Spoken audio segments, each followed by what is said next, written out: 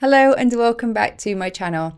I have literally just come back from holidaying and I thought it'd be really nice to share a weekly outlook for the week ahead so that I can get my head back into trading after having a week off, and also share with you my process on how I prepare for the upcoming week. So I'm going to start things off on forexfactory.com. If you've not used this before, it's a brilliant free resource. It allows you to check out the economic calendar here for all of the major currency pairs for the week ahead and have a look at what individual news event means if you're not familiar. So I have this filtered on this tab up here for the high impact news. And I do look at all the currencies here, but to be honest, I mainly focus on the dollar and the pound because they are the pairs that I trade. I mainly day trade pound dollar, and I also like to day trade the index, the DAX as well. So the week commencing Monday the 28th of July, we have nothing on the Monday, so that looks like it will be a more technical based trading day, looking for patterns as per your strategy. Tuesday the 29th of July, we have JOLTS job openings for the US dollar, which is a major impact news, and all of these timings are in GMT. I'm based here in the UK, so make sure that you take that into consideration for your own trading time. But for me, looking at this, I would generally wait until after this news release before I look to the charts for trading.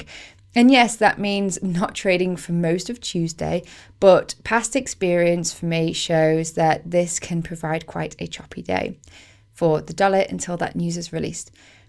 Alternatively, that's why I like to also trade the DAX, because that won't probably be as affected by this news release. Into Wednesday, there's major CPI news release, Consumer Price Index for the Australian dollar. You can find out some more information there. And it's going to be a pretty busy week next week, if you can just look at that overall. But it's the 1st of August next Friday, which means it's NFP. And on the Wednesday, there's the start of NFP, the ADP NFP for the dollar. Also GDP at 1:30. Some major news release for the Canadian dollar, monetary reports. And also federal fund rates and FOMC statement and press conference on Wednesday evening as well for the dollar. So it looks to be a very choppy day on the Wednesday. To be honest, I would be avoiding the markets that day for the dollar because past experience, it can get really choppy waiting for those in the evening. And it's just harder to trade an uncertain, unpredictable, choppy market. I've tried to push this a lot in the past, and all it tends to do is rack up losers. Sometimes it's better to know when to sit on your hands. Thursday, the 31st of July, we've got some major news for the Japanese yen, which doesn't actually make the calendar very often. So that should be interesting if you trade that currency. Some Canadian GDP in the afternoon and US dollar core price index and the usual unemployment claims Thursday afternoon. So Thursday, once those events have been released, could be a good day for trading. But of course, Friday, we have NFP, non-farm employment change, which happens once a month for the dollar, the first Friday after the month ends. And if you're not sure, this just basically shows the change in the number of employed people during the previous month, excluding the farming industry. This is probably one of the biggest news events that happens for the US dollar, and not every time, but most of the time, it can create some pretty large moves. Take this into consideration for your own trading plan, for what you trade, what currencies, what markets, and how you trade, whether you are a news trader or not. You may prefer to trade these events, and you may prefer, like me, to sit on your hands, wait for the dust to settle, and then look for an entry. Now I've hopped onto TradingView, my charting platform of choice. I've used them for over 5 years now. They are brilliant. And I'm going to go through a few of the markets just to kind of see what they're saying and get some kind of technical indicator for the week ahead. So I'm going to start off on the DAX because that's what I have up here. Like I said, I didn't trade last week at all. I missed last week. So it'd be quite interesting to see what's unfolded. Something worth taking into consideration as well is that we are now in summer trading mode. The schools have broken up, and I think this may be reflected in last week's performance because last week it didn't look like the DAX really did very much at all. Summer trading may mean different things to different traders. Everybody has their own strategy and approach. For me, when it's summer trading, I tend to only trade on days of major news events because that's when it gives a little bit more movement to the markets. And I find that during the summer months, we need that extra volatility to actually get something happening to trade. On the daily time frame here for the DAX, this is at quite an interesting point. Just reading price action, looking specifically at market structure here on the macro scale, price made a high of March, and it came down during this correction phase through April, but we have broken that through May and made a new high here. Made a little pullback in June, made a new low, and the beginning of July, we broke above this high here and made a new high. So on the DAX, let me just change the color of this. There we go. Very, very basic. This is really useful to understand what the market is doing, whether we are in an uptrend, a downtrend, or raging. And it's interesting to see that the DAX is trading at all-time highs, but throughout July, once we broke this high, we achieved, and since then it has been consolidating here. So the question is whether we are consolidating to build up some momentum, to push higher and continue this uptrend, or whether price is going to need to pull back down. So I'm going to kind of plan for both of those examples, both of those options that may happen. And the way I like to do that is I like to incorporate a Fibonacci retracement from the low of the body of the previous pullback and dropping it at the high here. That loads up these three lines, the optimum area of trade entry, which are the 70%, 79% and 62% levels. And I'm going to highlight those with this rectangle and just delete the fib. And all this shows to me, and this isn't guaranteed, but from my past experience, it has been accurate, is that from this range we're currently experiencing, price may dip down and it may find support at this fib. So if price drops, I will be looking to possibly buy in this level once I have a signal. That could be one scenario. Of course, the other scenario is that we just can kind of range here. It may even sit here for the summer period if we can't get enough volatility, but it may do this and then it may just pop up. So they're the two different scenarios I'll be looking at, which means until we actually break above the high here, and I'll set an alert there, or we come down to this level here, price isn't really going to be doing much movement. It's just stuck in this little sideways consolidation, which can make day trading a little bit more tedious. The range is smaller. And for me, all this means is that I will be looking for scalping opportunities to try to capture shorter moves, but only when we pass these levels will I then look for longer positions. I tend to trade in a couple of different ways. I like to take money off the table and I like to have a runner, but over the summer period, I'm probably just going to be scalping smaller positions and just getting my cash and dashing.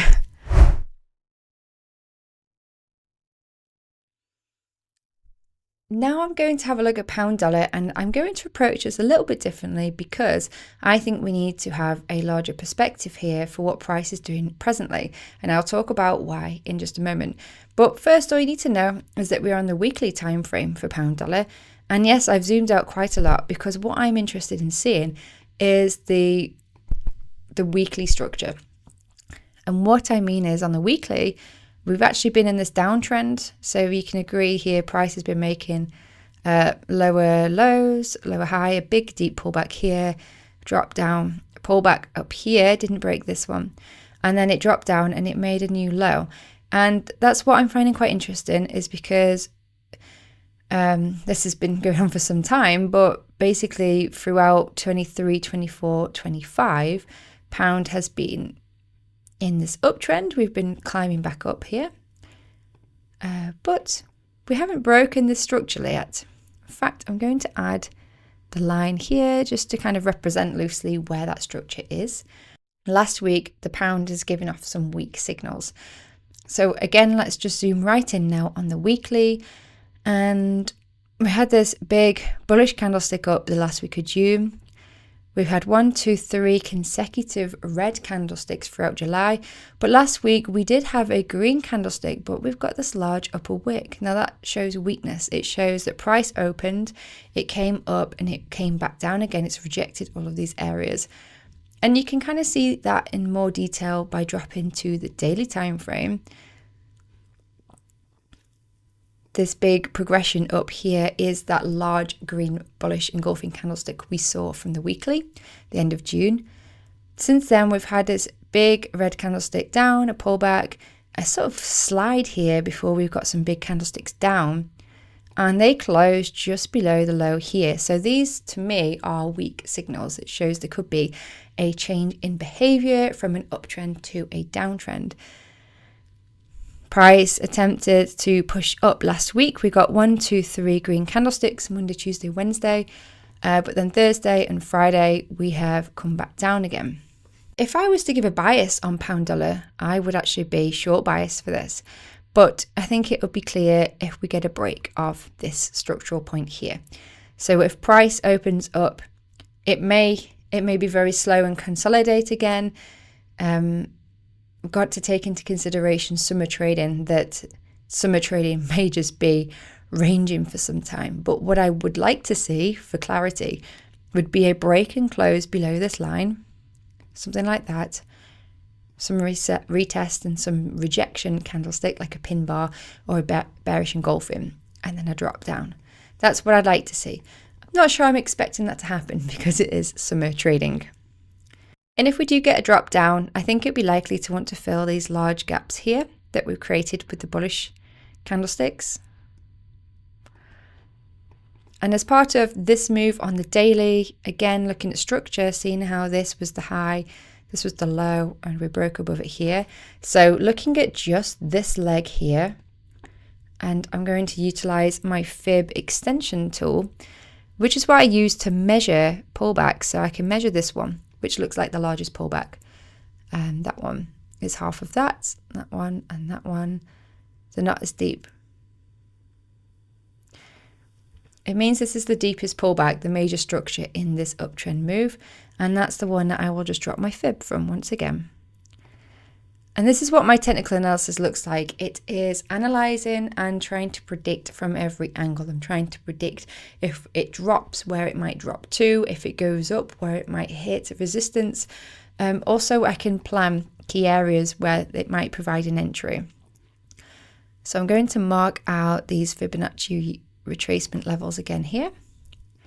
Because if we get a drop down, it might fall into this area and it might build something that could be a good place for long, because overall in the daily, we have been bullish for the last couple of years. That sort of trend doesn't just end overnight. But if we get a break here, there could be some nice short scalping potentials to this level. And of course, if we just get a push up and break above this level, there could be some scalping long potentials. So I'll be looking for breaks of previous daily highs and these key areas as well. I've been trading with the prop firm, the 5%ers, for some time now. As a prop firm, they are a great option if you want to trade a larger capital, where you can trade one of their account sizes and you both take a share of any profits that are made. But they don't stop there. As well as offering account sizes for trading, they also offer these extra features, including live trading room, free webinars and workshops, and one-on-one performance coaching. They have 3 different programs that they offer to traders: the Hypergrowth, High Stakes, and Bootcamp program. I'm currently funded with the Hypergrowth program, so I am trading that live account with the 5%ers and taking a split of profits that are made. And I'm currently enrolled in the High Stakes program challenge as well. And my favorite feature of the programs that the 5%ers offer that differ from any other prop firm out there is the fact that they have removed the time limit, which means that you have an unlimited amount of time to pass the program. This is a massive game changer, and it can really help you to avoid falling into a stressful situation when you are trading. Let's face it, trading can be stressful enough. If you want some more information, or if you're ready to have a go for yourself, do check out the link below in the description. So the DAX and the pound dollar are the main pairs that I day trade. I don't trade a lot. I used to trade so many pairs, and it just got very complicated and it racked up losers. So I have fine-tuned it to just 2 markets that are profitable for me. But let's just have a bit of fun and look at some of the markets, some of the popular markets, and I'll just share what my opinion is of these, and it'd be great to hear your opinion in the comments below. So let's have a little look at gold. I haven't looked at this for some time now. I think the last time I looked at it was after we got this push up here. I was hoping it would come down here, but we didn't get that.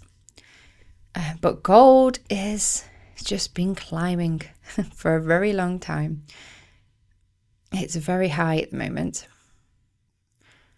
And we seem to be in this consolidation, this little wedge pattern forming. Of course, the question here will be whether it breaks to the upside or the downside. Now, in fact, I'm going to just go back more because for gold, this is the way I tend to trade gold when I trade, is I like to do it on more of a long-term investment perspective rather than day trading. That's just my preference. And since March of last year, we've been in this very strong uptrend with only slight pullbacks here and here.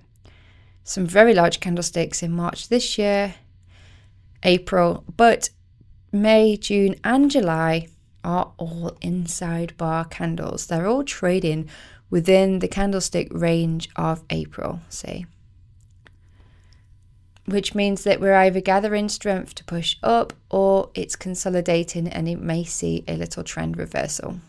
4 days left of July. At the moment, it's looking to be weak. If gold breaks below the low of July, that could signal a deeper pullback. But last week, we got this bearish rejection pin bar here. But what's interesting is that from this high here, we got a pullback down. This is on the weekly now. We got a new high form here, pullback here. Price stays above this level because this is the most recent higher low. It would still be considered to be in an uptrend. So I would say that for this to be a trend reversal or a deeper pullback, gold needs to break this key level here with a retest, maybe for a drop. But I would be so cautious to trade that. I mean, personally, I wouldn't trade that because it's in such a strong uptrend that's been going on for years. So you'd want some pretty strong signs before you short this. But equally, it's important to know that it could be getting exhausted if you were looking to get in for this long. So that's the level I would look for breaks. And of course, you could just look for trend continuations if it broke the high here. Another pair I've not looked at for a long time is, Bitcoin against the dollar. And again, I had this area drawn out that price didn't come down to. So I'm going to delete this because we've been making new highs. So that's now void. And it's probably good for you to see that sometimes it doesn't respect your drawings. It doesn't respect what you want it to do. The market will always do what it wants to do. But Bitcoin is just rising on up. After breaking that $100 mark, $100,000, we had the pullback and then we have been pushing higher since. And again, on the weekly, I like to look at the macro market structure perspective here. So let's go right from this point here, October 2021.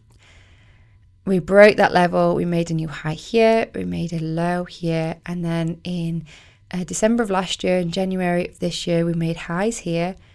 Price pulled back for the start of this year, and then in kind of May, June, we broke those highs. We made a new low, a little small pullback, and then we've made a new high up here. And the reason I do this is because it's just useful to observe market structure to see where price could be pulling back to, because you don't want to buy it right at the highs. And for me, looking at this, let's just see from this overall macro level, this low here, this is the new trend leg, this one to this one. So let's just have a look at the depth of these pullbacks to see which is greater. And I think it'll be the closer one. Yeah, see how that goes down there? That is a deeper pullback. So I'm going to zoom in and get my fib tool and just have a look at where the optimum trade entry would be. It coincides with this large bullish engulfing where there's also a fair value gap. It's nice when there is a confluence like that where two technical patterns correlate.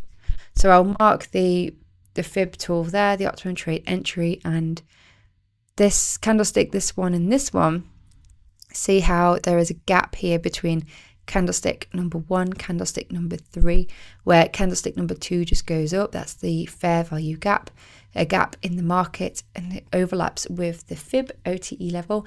So price may be drawn to drop to this level like a magnet, but this would probably take quite some time. Pretty much I'd expect this to, if it starts dropping, take the rest of the year. But it's just something to take into consideration. Of course, it could just carry on going on up, but it seems like we've already had this large push. We've broken this high. We've made new highs. We've had 1, 2, and then 3 pushes up. But we've had this big bearish doji close last week. So it'd be interesting to see what it does. And the last pair I'm going to look at is another index, the SPX 500, the S&P 500 of the US top performing stocks. Just because it's really nice to see, the US market is the largest in the world, so it's nice to see where that's sitting. As you can see, really, really nice uptrend long term, great for investors most of the time. And it kind of matches the DAX quite closely in that from the beginning of this year, we had the high forming here and we had this correction. Price dropped quite severely, but since then it's recovered really nice. It's made this V shape, and in the end of June we got that large push up, closing above this level, and since then we've kind of just been sliding, pushing up. So this is a very strong chart. It looks like it's still going up for more. Last week closed nice strong bullish candlestick pushing up, and drop into the daily just to get a little bit more information here. From this point,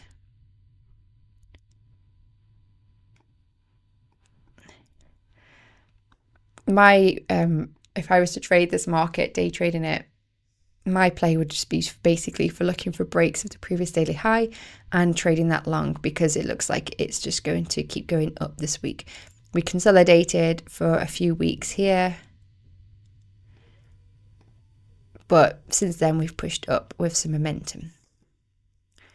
So at the moment, the US stock market is looking to be very strong. If you've got any questions, or if you want to share some of your own approach to carrying out a weekly outlook, please do let me know in the comments below. It's great to hear from you. Meanwhile, if you've enjoyed this video, please let me know by hitting that like button. Don't forget to subscribe to the channel, and I will catch you in my next video. Thank you for watching. Bye.